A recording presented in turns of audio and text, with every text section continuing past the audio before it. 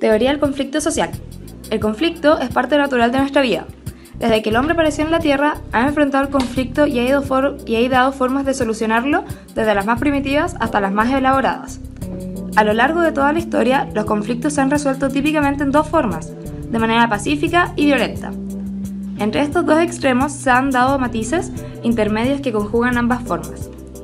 El conflicto es un agente muy importante para establecer la plena identidad y autonomía del ego, o sea, para la diferenciación plena de la personalidad con respecto al mundo exterior.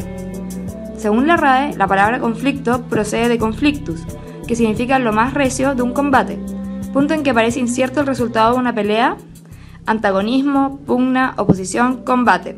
Implica posiciones antagónicas y oposición de intereses. Simmel afirma que el conflicto fija las fronteras entre los grupos internos en un sistema social, robusteciendo la conciencia de grupo y el sentido de la distensión, con lo que establece la identidad de los grupos dentro del sistema. Para definir el conflicto es necesario tener claro que para que se produzca un conflicto, las partes deben percibirlo, es decir, sentir que sus intereses están siendo afectados o que existe el peligro de que sean afectados. Stephen Robbins, capitán del ejército británico, define el conflicto con estas palabras: un proceso que se inicia cuando una parte percibe que otra la ha afectado de manera negativa o que está a punto de afectar de manera negativa alguno de sus intereses.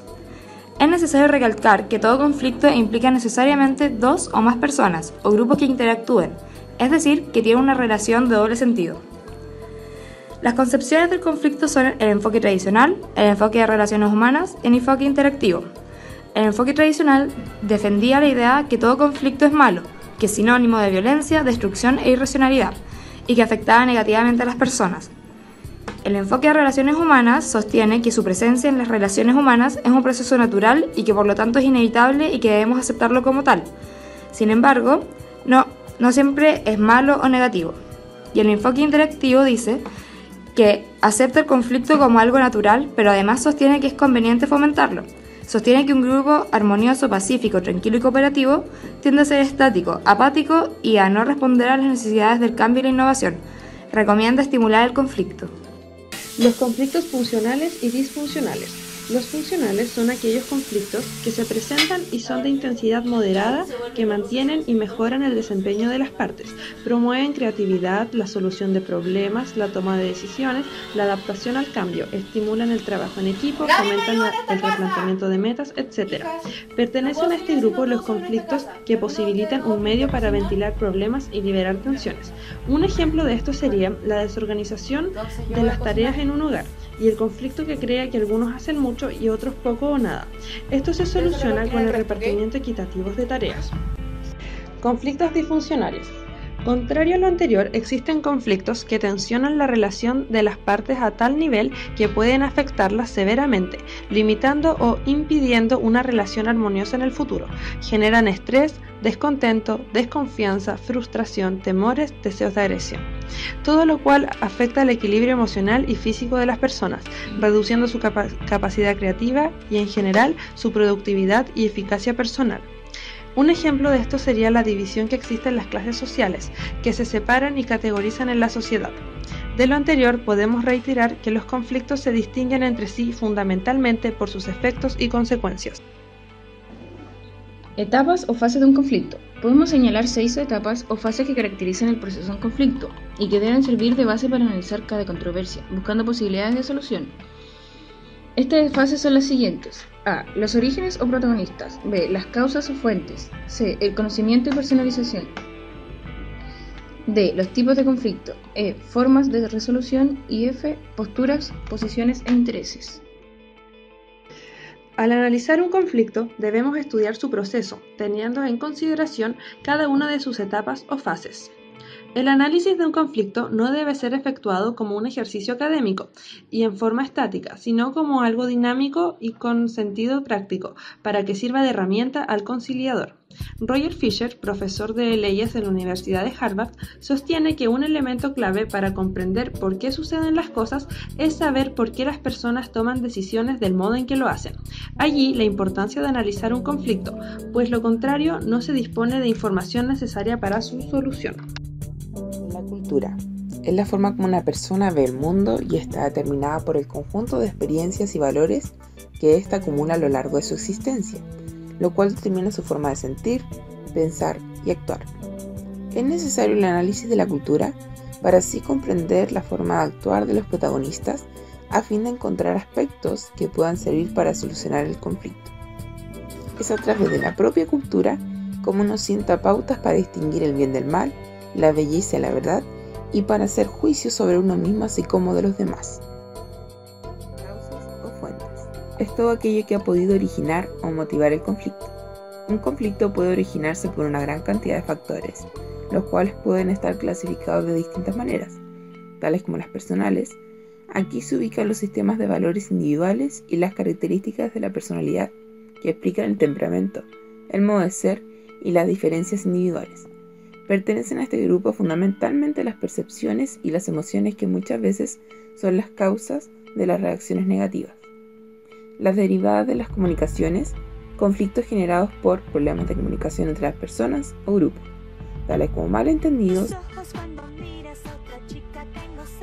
formación, problemas semánticos, por mentiras o engaños, los gestos y actitudes que forman parte del lenguaje corporal, como también las estructurales o del entorno.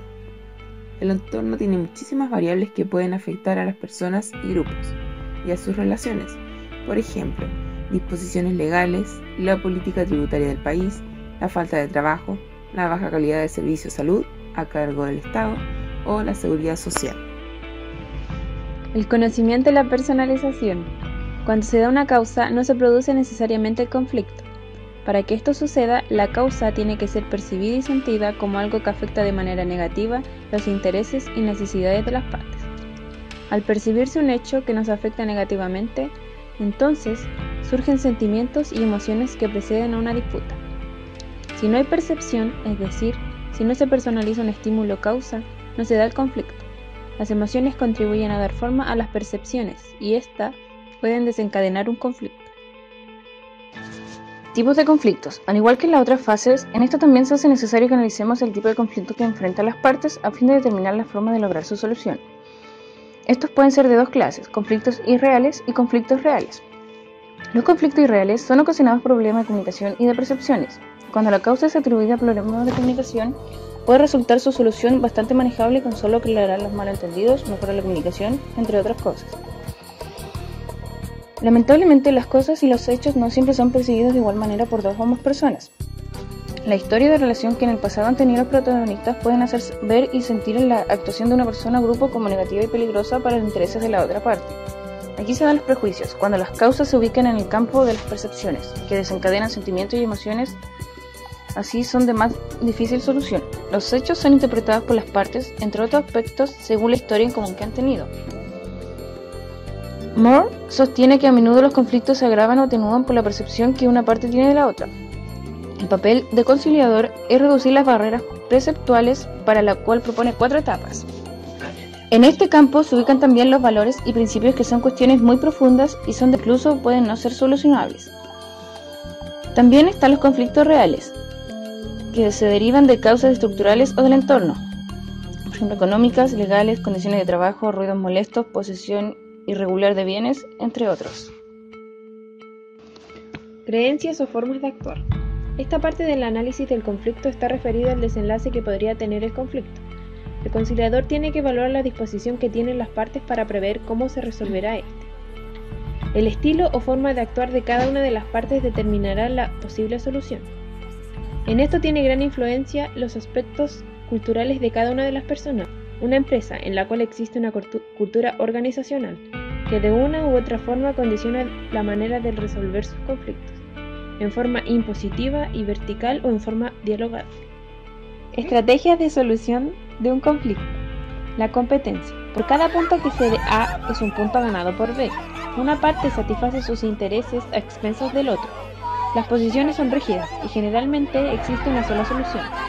Se negocia en base al poder que tienen las partes. El evitamiento. Cuando una parte trata de evitar el conflicto por distintos motivos. Se da cuando una persona que enfrenta un conflicto desea retirarse o acabarlo. La adaptación. Presenta cuando una parte tiene mucho interés en mantener en buen nivel las relaciones con la otra parte. El compromiso negociado. Se comparten las pérdidas y ganancias. El poder de las partes es similar. Ejemplo, un arreglo extrajudicial. La cooperación es la típica negociación basada en intereses. Las partes trabajan codo a codo para satisfacer sus necesidades e intereses. Requiere que éstas confíen una del otro a fin de que puedan discutir con transparencia cada uno de sus intereses y necesidades. Posiciones. Son las posturas, exigencias y demás... ¿Quién puso eso ahí? ¿Quién estaba editando esto? ¿Quién carajo? Posiciones. Las posiciones son las posturas, exigencias y demandas que inicialmente plantean las partes. Es todo aquello que las partes creen que quieren. Se limitan a metas específicas. Para su discusión, generalmente se plantean límites secretos mínimos y máximos hasta dónde ceder. De esta manera se comienza a negociar una concesión a lo que ambas partes cedan. Muchas veces no se logra un acuerdo cuando una de las partes adopta una posición rígida y no cede en lo más mínimo. El balance de poder es importante en este tipo de negociación. Discutir en base solo a posiciones generalmente daña la relación y limita que en el futuro las partes puedan trabajar de forma productiva. Detrás de una posición hay casi siempre determinados intereses y necesidades que las partes pretenden satisfacer. A diferencia de las posiciones, los intereses y necesidades pueden converger, posibilitando una solución mucho más satisfactoria para ambas partes que la simple atención de las posiciones inicialmente planteadas. Vinculación entre la teoría de los conflictos y la conciliación.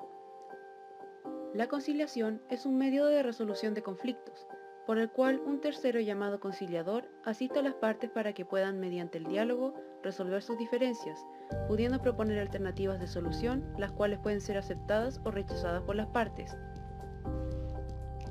En primer lugar, el conciliador debe obtener información sobre el conflicto que pretende resolver, es decir, de todo el proceso que ha seguido el conflicto en cada una de sus fases.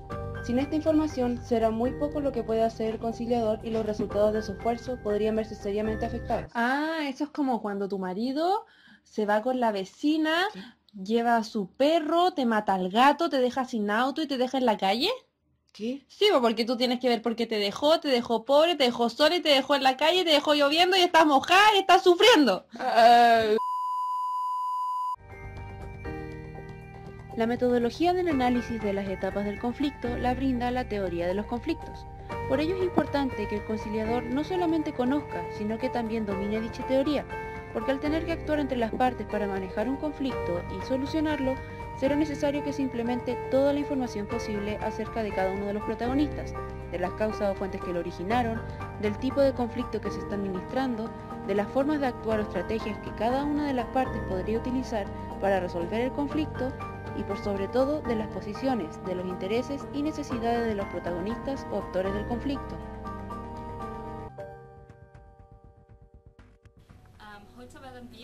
Las técnicas que decida utilizar el conciliador en el campo práctico dependerán, por ejemplo, de los factores culturales que pudieran afectar significativamente a las partes, o si el conflicto es irreal o real, o si las partes pueden comportarse en un esquema colaborativo ganar-ganar, o por el contrario, en un esquema competitivo de ganar-perder.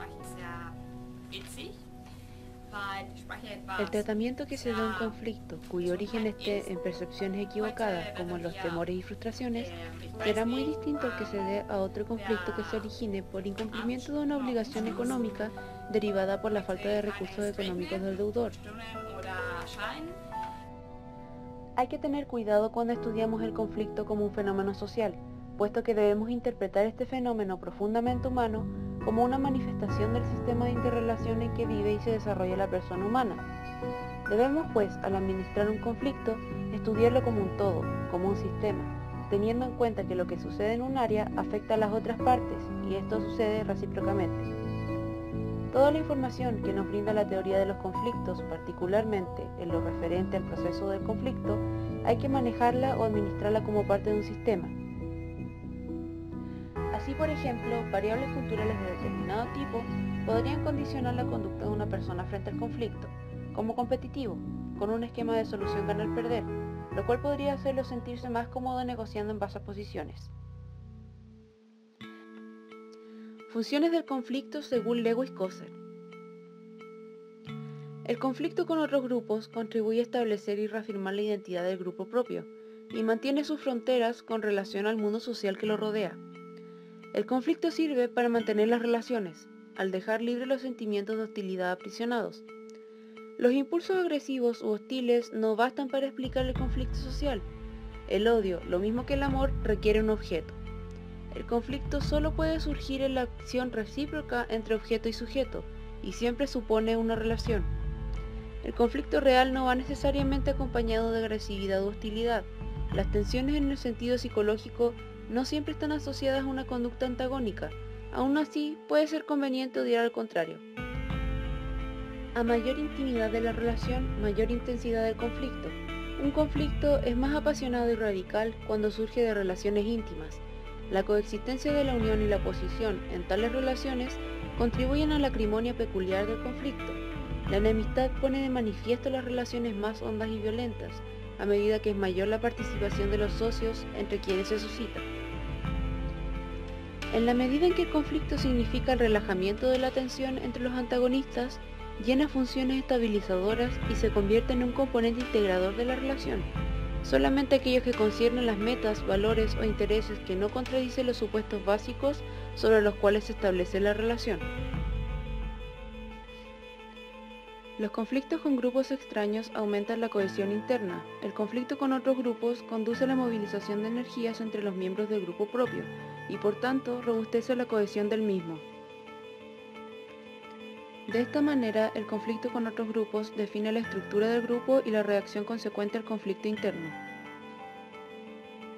No solo esto, ya que el conflicto liga a los contendientes, obligándolos a interactuar y establecer normas de convivencia.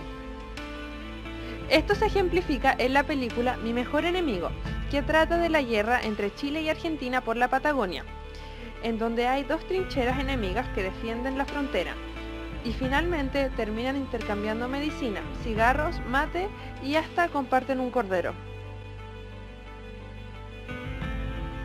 Podemos concluir entonces que el conflicto es necesario para nuestro diario vivir, ya que nos ayuda en cuanto a nuestras interacciones sociales y además hace que nuestra vida deje de ser tan monótona y aburrida.